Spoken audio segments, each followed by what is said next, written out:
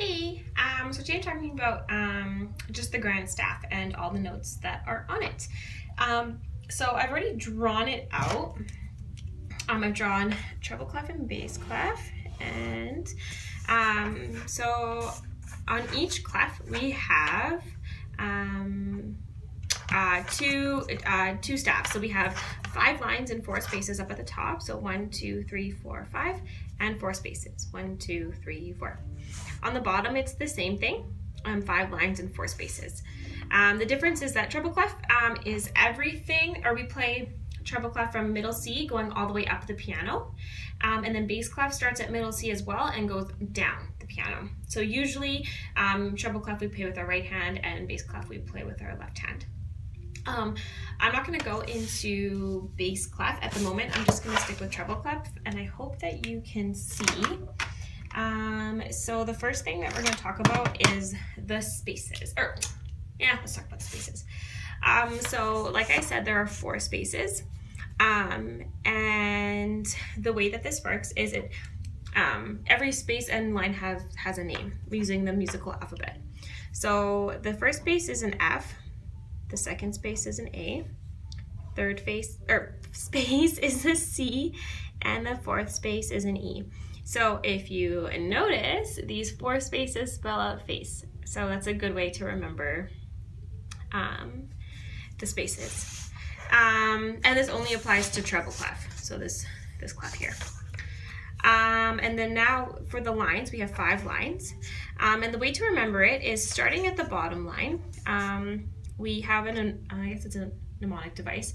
And it's every good boy deserves fudge. And so the beginning of the letter represents the note, the name of the line. So the first one is every.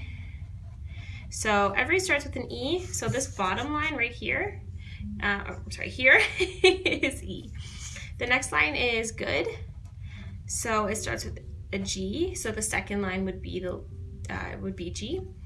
Boy is next. So this third line is a B. Then deserves, so the 4th line is a D, and then fudge. So F is the top line. If you notice, if you start with E at this bottom line and move up to the space, it's F. If you go up the next note, which is the next line, it would be G. And it alternates going from line, space, line, space. So it just follows the alphabet. So E, F, G, A, B, C, D, E, F. The other two notes I want to talk about are they sit on top of this line up here. So after the F, if you think of the alphabet, comes G. So the G sits right on top of this line. It's technically in a space if you think about it. And then if you think about down here, we have E. If you think about what comes before E in the alphabet, it's D. So this note D sits right below the line. And then we have middle C, which is right in between bass clef and treble clef. Awesome. I hope that makes sense.